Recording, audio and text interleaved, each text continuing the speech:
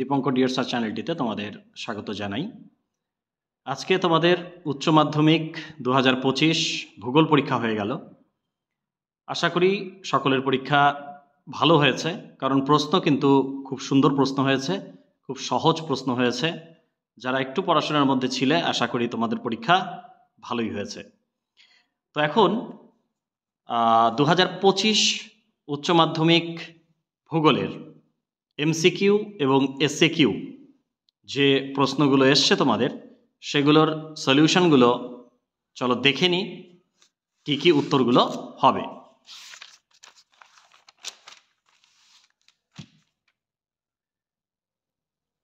দেখো, প্রথমে যেটা রয়েছে, কার্স্ট অঞ্চলে যে মৃত্তিকা সৃষ্টি হয় তাকে বলে টেরারোসা।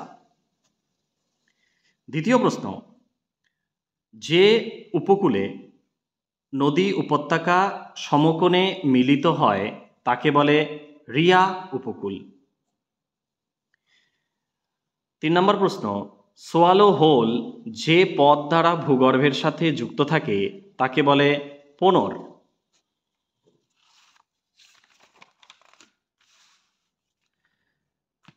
4 নম্বর প্রশ্ন, হার্ডপ্যান গঠিত হয় যে প্রক্রিয়ায় তাকে বলা হয় পডজোলাইজেশন। 5 নম্বর প্রশ্ন, মৃত্তিকার অনুক্রমের এ স্তর থেকে বি স্তরে খনিজ পদার্থের অপসারণের পদ্ধতিকে বলে এলুভিয়েশন। 6 নম্বর প্রশ্ন, জলাভূমি অঞ্চলে জন্মায় এমন উদ্ভিদকে বলে হাইড্রোফাইট। 7 নম্বর প্রশ্ন, প্রেরি অঞ্চলে যে মৃত্তিকার প্রাধান্য লক্ষ্য করা যায় সেটি হল চার্নোজেম। 8 নম্বর প্রশ্ন, পিএইচ এর মান 7-এর কম হলে মৃত্তিকা কি প্রকৃতির হয়? অম্লধর্মী। 9 নম্বর প্রশ্ন, নাতিশীতোষ্ণ ঘূর্ণবাত সৃষ্টি হতে পারে উভয় গোলার্ধের নিম্নলিখিত কোন অক্ষাংশে? উত্তর হবে 40 থেকে 60 ডিগ্রি অক্ষাংশে।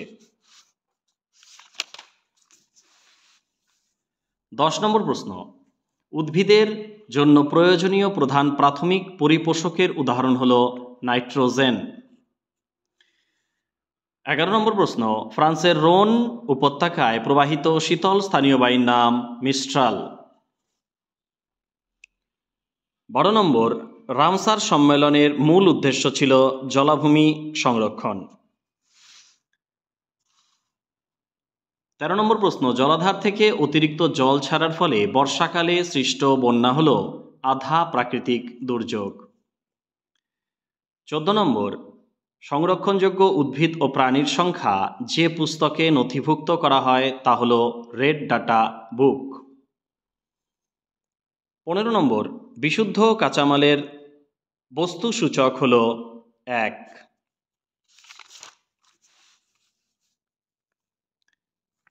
16 নম্বর, শিল্পের অবস্থানগত তত্ত্ব সর্বপ্রথম প্রবর্তন করেন অগাস্ট লস। 17 নম্বর, মালয়েশিয়ার একটি গুরুত্বপূর্ণ শিল্প হচ্ছে রাবার শিল্প। 18 নম্বর, ভারতে কার্পাস বস্ত্রবয়ন শিল্পের উন্নতি লাভে যে কারণটি সর্বাধিক প্রযোজ্য সেটি হল ভারতে কার্পাস বস্ত্রের বিপুল চাহিদা। এক্ষেত্রে এই সি নম্বর অপশনটাও কিন্তু কিছুটা হতেই পারে, ভারতের সঙ্গে অন্যান্য দেশের আন্তর্জাতিক প্রতিযোগিতা, তবে বেশি অথেন্টিক কিন্তু ভারতে কার্পাস বস্ত্রের বিপুল চাহিদা। 19 নম্বর, জনসংখ্যা বিবর্তন তত্ত্বটি ধারণা প্রথম কে দিয়েছিলেন? এখানে কিন্তু থমসন।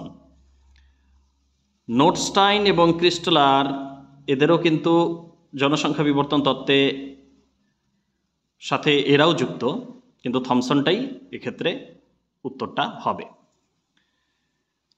20 নম্বর, জনসংখ্যা বিবর্তন মডেলের প্রথম পর্যায় বলতে বোঝায় প্রাক শিল্প বিপ্লবের সময়কালকে।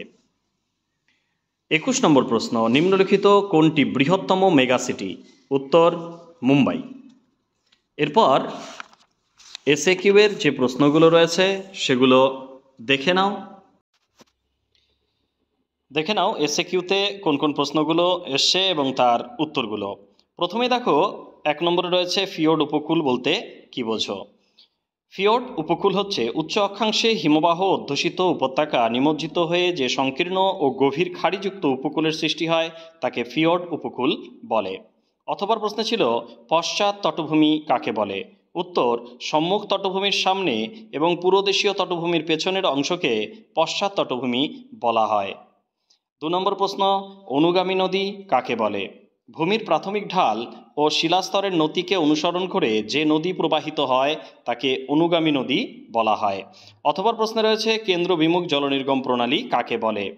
উত্তর দেখো, উত্থিত গম্বুজ অথবা আগ্নেয় শঙ্কুর ন্যায় কোনো উচ্চভূমির কেন্দ্রীয় অংশ থেকে ভূমির নিম্ন ঢালকে অনুসরণ করে চতুর্দিকে প্রবাহিত একগুচ্ছ অনুগামী নদী যে নদী বিন্যাস গড়ে তোলে তাকে কেন্দ্র বিমুখ নদী নকশা বলা হয়। 3 নম্বর প্রশ্ন, নদী মঞ্চ কাকে বলে? নদী বা নদীর পাশে দেখা এক বা একাধিক উঁচু ভূমি বা ধাপকে নদী মঞ্চ বা রিভার ট্রেন্স বলা হয়। 4 নম্বর প্রশ্ন, আঞ্চলিক মাটি কাকে বলে? একই জলবায়ু ও স্বাভাবিক উদ্ভিদযুক্ত অঞ্চলে একই প্রকার বৈশিষ্ট্যযুক্ত যে মৃত্তিকার সৃষ্টি হয় তাকে আঞ্চলিক মৃত্তিকা বা জোনাল সয়েল বলা হয়।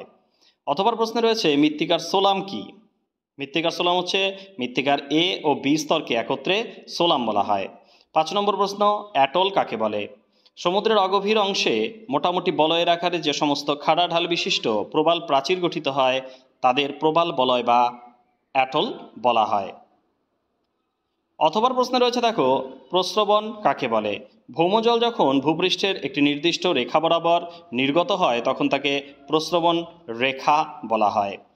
6 নম্বর, ভাসমান জলজ উদ্ভিদের মূল কেমন হয়? উত্তর, মুক্তভাবে মূলের উপরিতলে ভাসমান হয়। অর্থাৎ ভাসমান জলজ উদ্ভিদের মূল কেমন হয়? মুক্তভাবে উপরিতলে ভাসমান অবস্থায় কিন্তু মূলটি থাকে সেটাই, এবং সেটাকে গুচ্ছমূল বলা যেতে পারে। অথবা প্রশ্নে রয়েছে দেখো, মরু উদ্ভিদের যে কোনো দুটি অভিযোজনগত বৈশিষ্ট্য উল্লেখ করো। 1 নম্বর, মরু উদ্ভিদের কাণ্ড সাধারণত কাষ্ঠল, খর্বাকৃতি, কাঁটাযুক্ত, ঋজু, পুরু, বাকল দিয়ে আবৃত থাকে। কাণ্ডে সাধারণত মোমের প্রলেপ থাকে। 2 নম্বর, এই জাতীয় উদ্ভিদের পাতা সাধারণত আকারে ক্ষুদ্র ক্ষুদ্র হয় এবং সংখ্যায় অপেক্ষাকৃত কম হয়। অনেক সময় পাতাগুলো কাঁটায় রূপান্তরিত হয়। এবার 7 নম্বর প্রশ্ন, -196 ডিগ্রি সেলসিয়াস নাইট্রোজেনের মধ্যে শস্য বীজ সংরক্ষণকে কী ধরনের জৈব সংরক্ষণ বলা হয়? উত্তর হবে, সেটি হচ্ছে ইনভিট্রো সংরক্ষণ। 8 নম্বর যে প্রশ্নটি সেটা দেখো কি রয়েছে, নিজস্ব প্রাকৃতিক পরিবেশে জীববৈচিত্র্য সংরক্ষণকে কি নামে অভিহিত করা হয়? উত্তর হবে ইনসিটু সংরক্ষণ। 9 নম্বর প্রশ্ন হচ্ছে রেগুলিথ কি? আবহবিকারের ফলে উৎপন্ন শিলাখণ্ড সমূহ ভূপৃষ্ঠের ওপর সঞ্চিত হয়ে যে শিথিল ও অসংবদ্ধ শিলাময় স্তর গঠন করে তাকে রেগুলিথ বলা হয়। 10 নম্বর প্রশ্ন, অনুসারী শিল্প কাকে বলে? বৃহদায়তন শিল্পের উৎপাদিত দ্রব্যকে যে সব ক্ষুদ্রায়তন শিল্প তাদের শিল্পের কাঁচামাল রূপে ব্যবহার করে তাদের অনুসারী শিল্প বলা হয়। অথবা প্রশ্নে দেখো, দুর্গাপুরকে ভারতের রুর বলা হয় কেন? দুর্গাপুর জার্মানির রুর শিল্পাঞ্চলের সঙ্গে তুলনা করে ভারতের রুর বলা হয় দুর্গাপুরকে। এরূপ তুলনা করার কারণগুলি হলো অবস্থানগত সাদৃশ্য, শিল্প সংক্রান্ত সাদৃশ্য, কয়লার সাদৃশ্য এবং পরিবহনের সাদৃশ্য। 11 নম্বর প্রশ্ন দেখো কি রয়েছে, মানুষ জমি অনুপাতের সংজ্ঞা দাও। মানুষ জমি অনুপাত বলতে বোঝায় দেশের মোট জনসংখ্যার সঙ্গে দেশের কার্যকরী জমির অনুপাত। অর্থাৎ প্রতি বর্গ কিলোমিটার কার্যকরী জমিতে যত সংখ্যক মানুষ বসবাস করে তাদের মানুষ জমি অনুপাত বলা হয়। 12 নম্বর প্রশ্ন, অবিশুদ্ধ কাঁচামাল ব্যবহার করে গড়ে ওঠা এমন দুটি শিল্পের নাম করো। একটা হচ্ছে চিনি শিল্প, লৌহ ইস্পাত শিল্প, পেট্রোরসায়ন শিল্প, যে কোনো দুটো তোমরা দিতে পারো। এরপর দেখো, অথবা প্রশ্ন রয়েছে রৌরকেল্লা, বোকারো, ভিলাই এই 3 শহরে কোন বৃহৎ শিল্প গড়ে উঠেছে? উত্তর হবে লৌহ ইস্পাত শিল্প। 13 নম্বর, খাদ্য প্রক্রিয়াকরণ শিল্পের দুটি সমস্যা লেখো। প্রথমত, সংরক্ষণ ও মান নিয়ন্ত্রণের একটা সমস্যা থাকে। দ্বিতীয়ত, উৎপাদন খরচ এবং বাজারের প্রতিযোগিতা, এটা একটা সমস্যা। তার সাথে সংরক্ষণ, বিভিন্ন ধরনের সমস্যাগুলো তোমরা লিখতে পারো।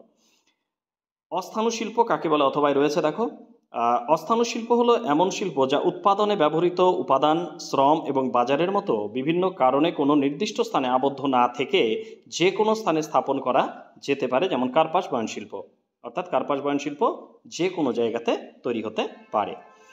আর 14 নম্বর যে প্রশ্নটি সেটি ছিল জিডিপি এর সম্পূর্ণ নাম কি, সম্পূর্ণ রূপটি কি? সেটি হচ্ছে গ্রস ডোমেস্টিক প্রোডাক্ট।